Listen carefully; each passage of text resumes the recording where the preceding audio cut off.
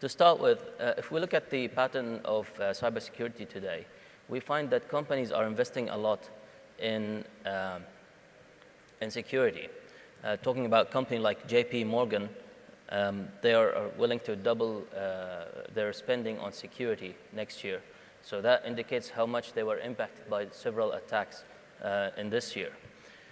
Talking about other companies, so a study reveals that companies are hit by attackers on an average of 17,000 times per year, which is a lot.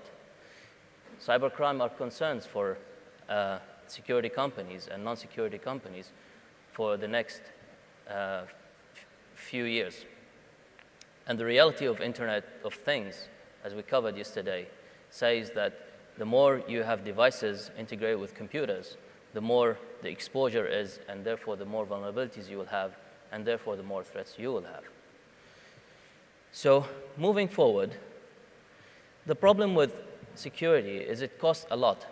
So if you are breached somehow, then the expense that you will have to pay can be very expensive.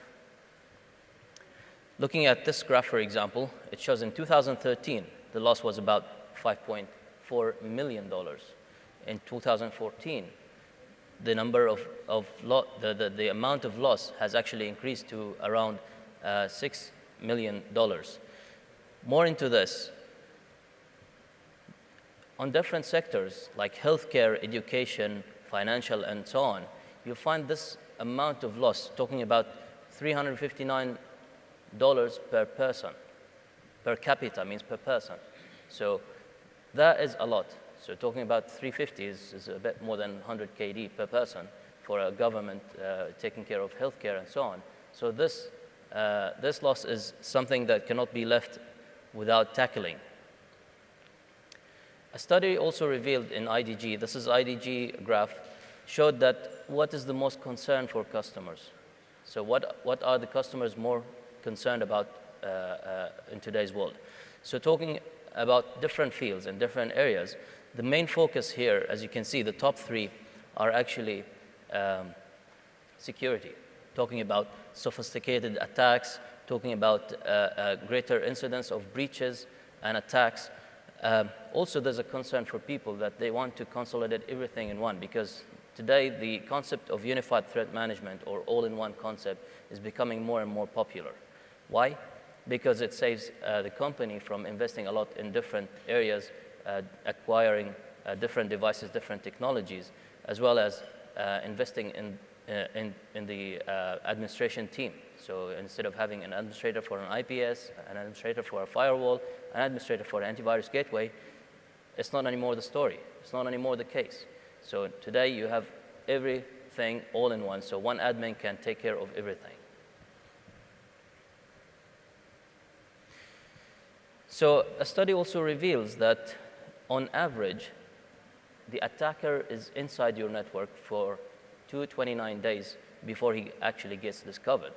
So can you imagine how much information he can gather in these 229 days before he was actually discovered and stopped? That's a lot. Then we have another statistics which is very dangerous, that 67% of the time, the attacker is usually notified by an external entity. For example, they bring a penetration testing company, vulnerability assessment. They do all the tests, and they come up with a report saying that you have 1, 2, 3, 4, 5, 6, and so on. So you need to rectify these problems. You need to update your operating systems, and so on. So what's our job here for today is to basically find and detect these threats. Next, to investigate what can actually get through if we are not able to recognize and we are not able to stop. Then we can remediate these incidents accordingly. What you can see here today is a typical firewall scenario.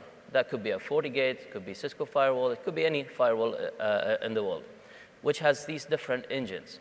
So a typical attack, when it happens, usually what happens is somebody sends a malicious email from outside, and when it resides on the machine, if the user was not intelligent enough, or sorry, if the anti-spam engine is not intelligent enough to catch it, then what happens is the malicious email gets through it's not stopped because it does not recognize it as a spam mail. So if the user clicks on that one and opens it, he might find a link. So, and if he clicks that link, that could be a malicious link, a malicious website. So if the web filter engine is not smart enough to stop that malicious link, what could happen is the malicious website will be accessed. And the malicious website says, we have somebody who is live and we can penetrate through. So the malicious website launch an exploit, and if the IPS engine on the firewall is not good enough to catch it, then it can get into the endpoint system. And in that case, the target will be defined and the connection will be confirmed. So when the connection is confirmed, the endpoint machine, the malicious website can actually launch a virus, or let's say a malicious code, to gather more and more information. And if the antivirus engine is not that good, then the malicious code can reside on the machine, which is basically a malware. And in that case, it will start exfiltrating the data. It will start stealing the data and sending it outside using certain applications. If your application control engine is not strong enough to stop it, then your data inside your machine is being taken out and you have been breached. So this scenario here applies to all different firewall vendors, because not every vendor in this world can catch everything. I mean, if I say Fortinet can catch everything, FortiGate can catch everything, that's not actually a true statement. There is always a false positive, and there's always a catch rate. It's never going to be 100%. And what this model here relies on is it relies on something that you are already aware of, something that you know, signatures, files that you already know, and you match patterns. This file matches this virus definition, therefore it's a virus, and therefore we will block it. But if it doesn't match any of the database antiviruses, okay, so what could we do in this case is we can take a further look into the file, and we can have a further analysis into the file. The way it works is we classify files through that range that you can see in front of you. So for good files and good IP addresses, we can always whitelist them. For bad IPs, bad files, we can always blacklist them using signatures. However, there are sometimes probably good files and probably suspicious files. So what we do is we use different engines built in within the firewall or within the anti-spam gateway. And we say that this is probably good and this is probably bad. And therefore, we can use different engines like IP reputation, file reputation, and so on. But there's this area in the middle when the file is completely unknown. When the file is completely unknown, what we do is we forward it to an external device, which we call the sandbox. The sandbox in our model is an additional layer that you can see here that takes the file at every single stage, if it's unknown, and forwards it for further analysis. So what does it do? The problem is with the threats is there are multiple ways of getting through the network if the file is encrypted. That's a problem. How can we inspect an encrypted file? If the file is actually being sourced from a machine that is sometimes good and sometimes bad, so it confuses the reputation score. What if we have some kind of new threats and zero-day threats? How are we going to handle these? So this is another problem that we can take a look at. Social engineering. Social engineering is something that is very common. This picture that you saw yesterday, you could have the strongest devices in the world, and you can have the most powerful and highest catch rate device in the world, but at the end of the day, you are compromised because the end user is not educated enough to do simple security practices. The example that we gave yesterday was basically the help desk, or somebody from outside is calling, pretending to be the help desk administrator, asking for remote access to troubleshoot or to install a software or to install an update. So he's asking, what is your username and what is your password? So if you give the answers as simple as just giving them without checking who's asking, then you most probably can be compromised. We believe that security is as strong as your weakest link. So if you have multiple security devices, the highest security that you can have is the weakest in this link. So if it's broken, your security is broken. The way the evolve of the threat or the evolve of the virus basically starts by giving one sample, one variant of the virus, and then soon, like 30 seconds, as you can see, it propagates to 2 variants.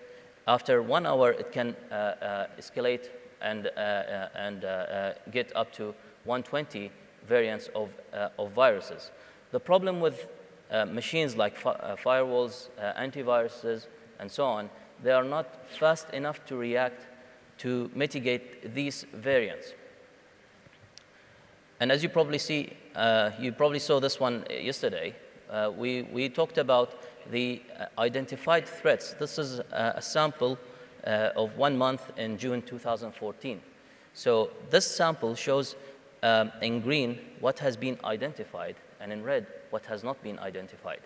So the identification is still a very large portion of what you can see here, but there's also a decent amount of unidentified threats. That's why people sometimes say that we don't believe in antivirus engines anymore. I said yesterday that people tend to not to believe in antivirus engines anymore. Why? Because they believe that the amount of unidentified threats is so much large that antivirus is not good enough to catch everything. So what we do in this case, as Fortinet, we block whatever we know on the firewall engine. For whatever we don't know, we forward to the sandbox appliance for further analysis. A lot of times we hear a statement that we are new in the market. The Forti sandbox has been out there for the past 4 years, but the actual statement is that Fortinet as a company started 15 years back, and Forti sandbox relies heavily on the database that was gathered across these 15 years in the past. So the database that we have today, as you probably can see here, or let's actually go to the next slide, what we call the FortiGuard minute. The FortiGuard minute, what happens in our cloud in 1 minute worldwide. So in 1 minute, we can see that we have 21,000 spam mails are being intercepted and stopped. We have approximately 400,000 intrusion attempts resisted. We're talking about 1 minute scale. Can you imagine the amount of signatures that we are able to detect and mitigate? The size of the database on the right side is 190 terabyte of threat samples. This is a huge amount of threat samples. Talking about IPS rules, we have 18,000 IPS rules. That's actually a very huge number of rules. Talking about how much updates you get per week, 46 millions of new update of spam rules per week. Number of websites, rating for websites. So every day you have new websites coming up. Some websites are already existing, but they changed their business, so they could probably change the category from, for example, a hacking website to security audit website, and so on. So this is the amount of updates that you get on weekly basis with our FortiGuard cloud. Okay, so the firewall has stopped a lot of the attacks. A lot of the files have been stopped on the firewall level. So what do we do next? If the file is not known, as I said earlier, we forward it to the sandbox appliance. Now, what does the sandbox do with the file? It takes it into this process. So it starts with the AV pre-filter. The AV pre-filter is not like the antivirus engine within the FortiGate. You can say you already have antivirus engine on the FortiGate. Why do you need to apply another antivirus engine? The antivirus engine on the Forti sandbox is actually a massive antivirus engine containing a huge amount of signatures, even signatures that have actually retired. Because FortiGate usually have the most common signatures for antivirus, the latest signatures that were discovered. But the Forti sandbox has got all the antivirus signatures since humanity got to know something called antivirus. So what we do here is we apply the antivirus pre-filter on all these unknown files. This is a very powerful engine that can mitigate 80% of the problems before they actually get through the other tests that you can see in front of you. So let's say the file was not part of this 80% of virus definitions. What do we do with it? We take it to the next step. We take it to Cloud File Query. The Cloud File Query process is basically, we take the file and we hash it. This hash value is uploaded into our FortiGuard cloud. Maybe today, in one of the government sector in Kuwait, we get hit by a file that has actually hit one of the banks in the US yesterday or last night. So what happens in that bank is when it was detected as a virus, over there in the US, we upload the checksum of this file on our FortiGuard cloud. So what we do, if it happened here again in Kuwait, when we upload the checksum, we check if these two checksums match. That means the file that hit Kuwait was exactly the same as the file that hit in the US. So we can take a decision to drop it. So what is uploaded on the cloud is not really the file, it's a checksum of the file. Okay? It's a hash value. Then we have an engine called Code Emulators. Code Emulator is basically, it's a patent to Fortinet. We'll talk about it in more details. But it's an OS-independent process that actually takes the file and try to tease them to expose themselves. Because this is really the ultimate goal that you are looking after, is to basically make the file try to expose itself because it reaches the end user. If it reaches the end user, it's too late. It can execute and it can damage the machine. But if we are able to execute it ahead of time on the sandbox appliance, then we can declare and raise the flag that this is a bad file, right? Then we have, if it passes through this test, then we can take it to full virtual sandbox, where you have VM instances within the Forti sandbox appliance. And what we do here is basically we emulate the end user. So the end user can be a Windows machine, Windows 7, Windows 8, Windows XP, could be any Windows. So what we have here is the VM instances containing different operating systems like Windows XP, Windows 7, Windows 8, even Windows Server 2008 and 2012. So we can execute the file in these different instances, and if it exposes itself, then we can raise the flag and tell the FortiGate that this is a bad file, so please drop it. The antivirus engine, you probably sometimes hear that, okay, we're not that famous in terms of FortiClient. FortiClient is the software that you install on the machine. It's an antivirus software, and it's also got some interesting features like VPN client, URL filtering on the host base, and application control on the host base. So you probably say, we never saw you, we cannot buy you. Well, the simple answer to this question is yes, you cannot buy us because we are for free. Yep. So you can just go to www.forticlient.com and download our antivirus engine for free. Yes, you don't need to update it every year. You don't need to purchase something every year. I save you 6 KD rather than going to Hawali and buy an antivirus engine valid for 1 year. So in terms of the catch rate, as you can see, reactive versus proactive. And this graph here was taken from Virus Bulletin, which is a third-party utility that is unbiased. And what it does, it looks at the reactive detection. Reactive means how does the antivirus react when it's not updated? When it is updated. Okay. Proactive means how does it react when it is not updated. Okay. So this is the reactive versus proactive. Reactive when it's updated. Proactive means when it's not updated, when it does not have access to the internet, for example, or if the auto update is not turned on. So it shows you that Fortinet is placed on the top right corner. It's one of the pioneer antivirus vendors. Some people say, or they used to say, that we are rebuilding the wheel. But yes, we are rebuilding the wheel, but we are pioneer compared to well-known vendors, as you can see on the picture.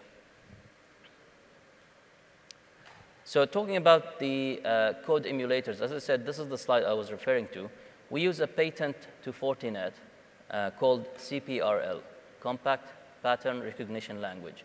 And this is, as I said earlier, it's OS independent, and it's very light on the operating system. So when we say OS independent, how can it be OS independent if we're talking about files that have to be executed on Windows? Well, the answer is there are software programs that are actually can be installed on multiple operating systems. For example, when we talk about PDF files, you can open them on MacBook. You can open them on a Windows machine. You can open them on servers. You can open them on Linux. How about Real Player, the audio player? You can open it on multiple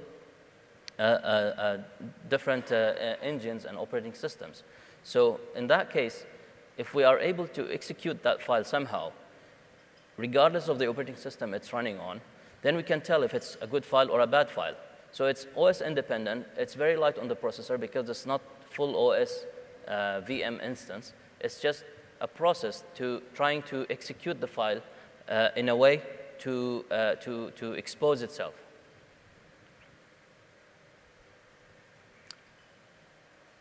And of course, if we came to know that this file is an attack, if we manage to uncover this attack, then we can immediately forward this signature to the FortiGuard cloud, saying that this is a bad file, so update the database. So what are the key differentiators here? One, with the complete suite of FortiGate and FortiSandbox, we are able to inspect SSL traffic, because the FortiGate is responsible for inspecting SSL information. If it's not known information, we can forward it to the sandbox. The sandbox can reply and say it's a good file or it's a bad file.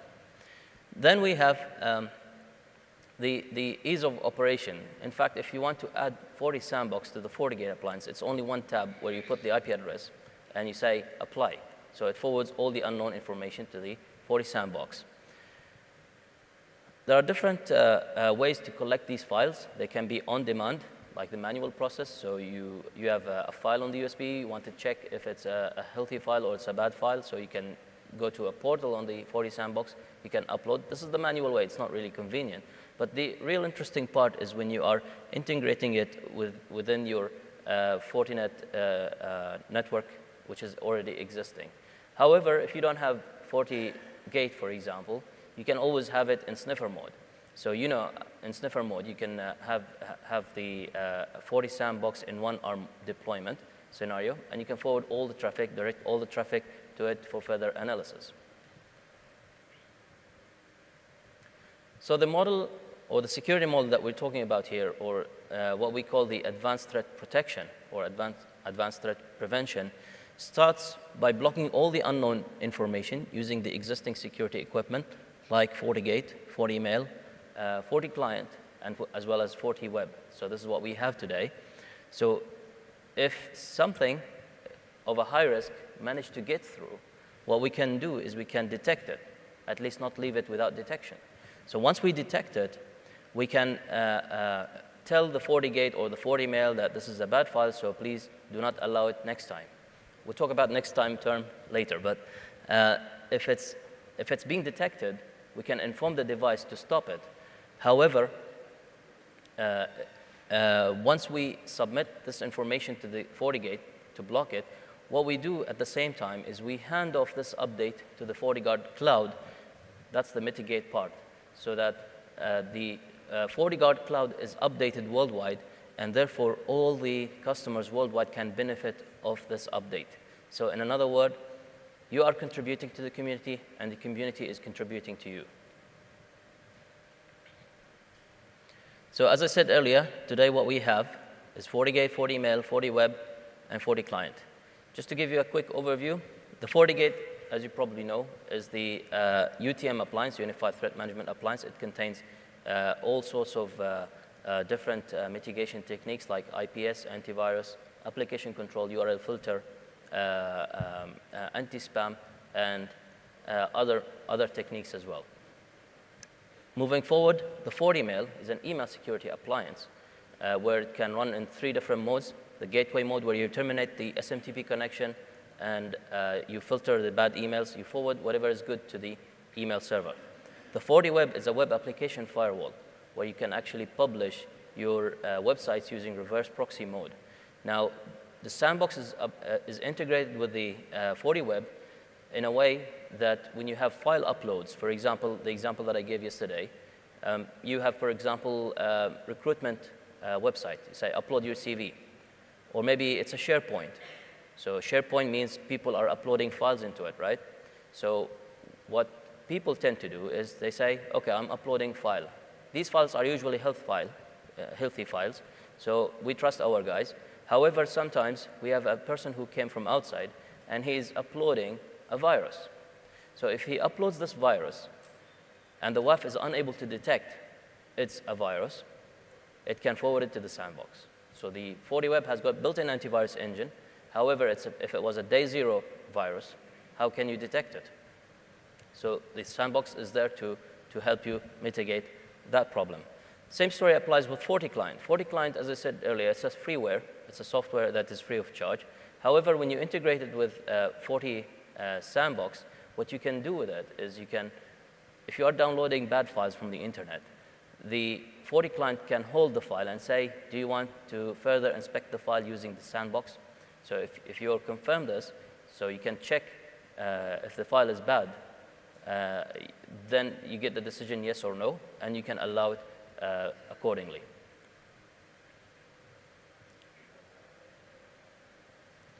So these 4 technologies can be integrated with the sandbox. In the near future, we're going to have more products like FortiCache and others, which will be also integrated within the Fortinet portfolio. The FortiGuard Lab is the cloud where you get the updates from, and it is also the cloud that the sandbox will update if it finds something suspicious or malicious. So a typical deployment of what happens on the network is users are browsing internet. So if the traffic arrives to the FortiGate, in the blue line, you'll find file submission.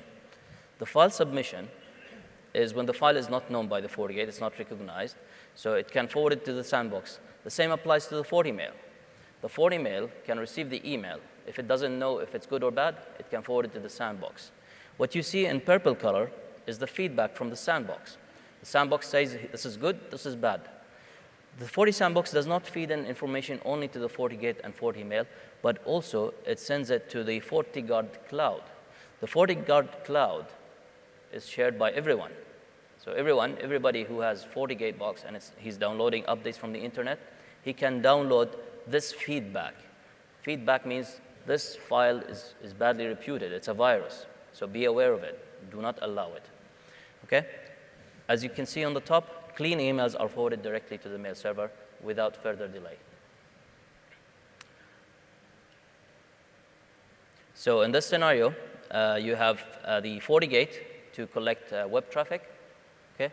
And FortiMail, if the email is encrypted, you can either have a mail gateway to decrypt the email and forward the clear text email to the FortiMail, or you can replace the mail gateway with a FortiMail because it can also decrypt emails. It can always forward the information, the not recognized information, to the sandbox and get the answer from the sandbox. The perfect partner here is the FortiMail when it's integrated with Forti Sandbox.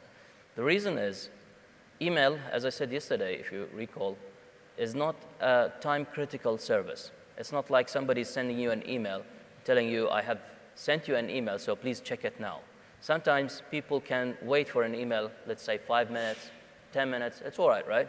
It's not something that is really time-critical. So what we can do is we can really hold the file on the sandbox until we make sure that it's 100% clean, and then we can give the answer to the FortiMail, the email security appliance, that this is a good email or it's a bad email, so forward it or drop it.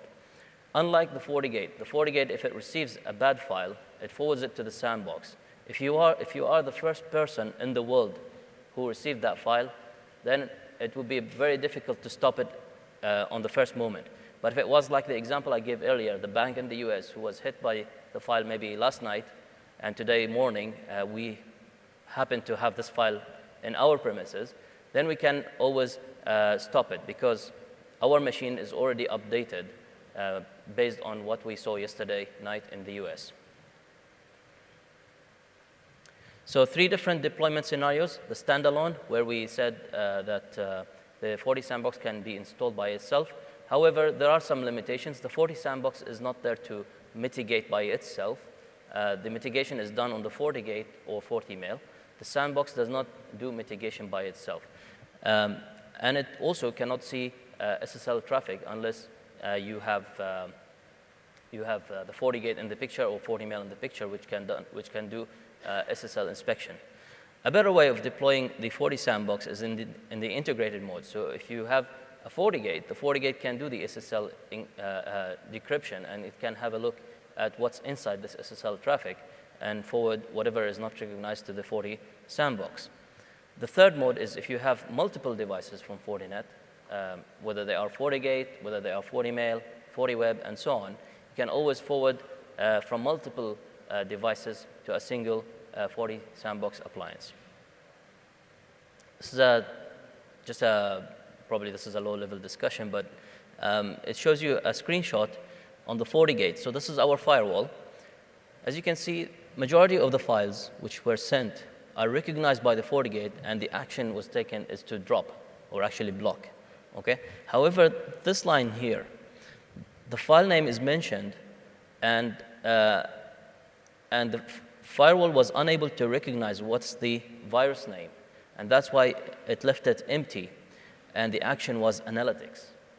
So if it's forwarding it to further analysis, if we scroll this up a bit, okay, I think I missed the slide, but anyway, yeah. So it says at the bottom here, if we scroll it up, that it's forwarding it to the sandbox. If we go to the sandbox appliance, this is the sandbox. It's 40 sandbox 3000D. We can search by the file name.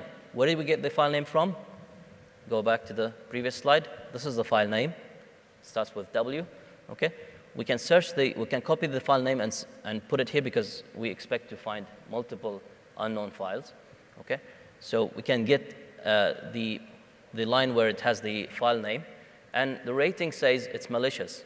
I can do further drill down analysis on this file, and I can see which source has actually sent this file and to which destination. So to summarize, never trust your network. The perfect protection is with a complete suite of this cycle of prevention, detection, and mitigation. So your existing security appliances are good to detect whatever is known, but for the advanced threat protection, you really require some form of day zero attack mitigation utility. So this is what we're here for. We talked about the sandbox, and our approach is to basically prevent, detect, and mitigate. The Fortinet solution talks about the FortiGuard Cloud, which is one of the industry leading threat research. We have over 200 engineers scattered all over the world producing signatures on a daily basis, and as well as application definitions, URL ratings, and so on. The 40 sandbox has got 99% of detection rate in 1 minute, okay? And our approach, as we said earlier, is prevent, detect, and mitigate. So I hope that was informative for you, and sorry if I took so long. I don't know if I'm on time. Time is good? Yeah? Perfect. Thank you very much. شكرا مهندس أسامة من فورتينت.